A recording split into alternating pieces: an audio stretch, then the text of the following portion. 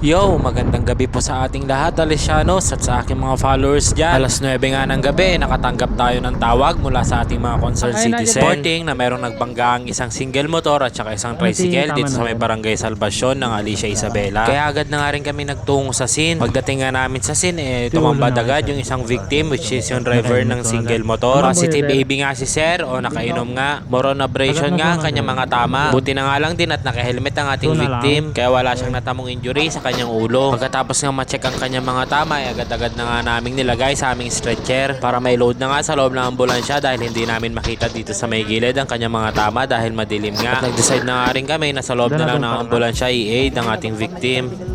Makapara ka na. Sige, kaya na. Sige sir, alalayan tayo. Sige sir, tugo mo. Yeah. Nga doon dati sa kama. Hindi ko po nakita doon nga dara kanya na. Kita saksak na. Saan? Tam?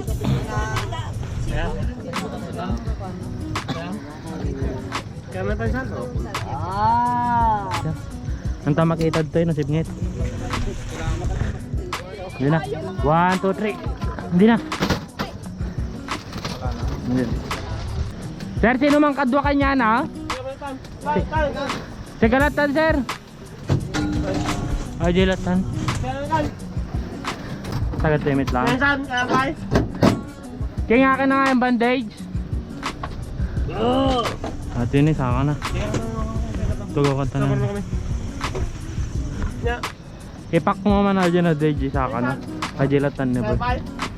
Sakit yun nga to. Hindi mo kaya ka, Dito nga habang ini-aid namin yung victim merong isang tao o bystander na nagmamadali. Hindi namin alam kung kaano-ano ba yun. Yung bang mas marunong pa siya sa amin, kung ganun din lang pala na mas magaling ka nga pala sa amin, di ka na lang sana nag-aid at nagtakbo sa ospital. Gusto kasi nung taong yun itakbo agad. Depende naman yun sa case ng isang pasyente. Syempre yung mga ganitong GCS kailangan mo pa rin i-assess dahil nakakausap naman ng maayos. Tsaka yung bystander na utos ng utos positive nga na nakainom nga rin pala. Kaya sa rescuer kailangan pa rin natin habaan ating pasensya lalo sa mga ganitong senaryo dahil yung mga ganyang tao wala naman may tutulong sa atin yan kung papatulan pa natin. Lalo lang mapapatagal at mapapahirap ang trabaho pagka pinansin natin yung mga ganitong tao, di ba?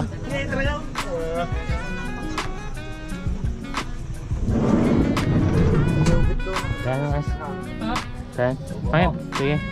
Ito doktor, hintayin lang kayo. Win sir, raguray ka lang, taja ID na kami. Mga oray ni sir.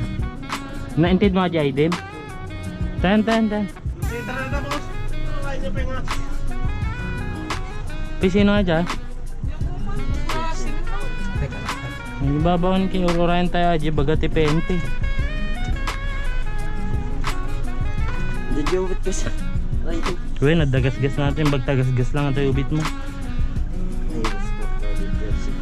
Pisangin natin, pisang. Ito yun yan natin. Ito man, pisilin mo. Basta naka-helmet ka sir. Hindi ka mo maturog ha. Hindi ka mo maturog sir ha. Santa Hospital ikan mitibeta dahil na sir agiti sugat mo ha. Ano malinisan nga may infection. Sa narugit niyo, narugit. Nagito gas. Sige sir, si kayo.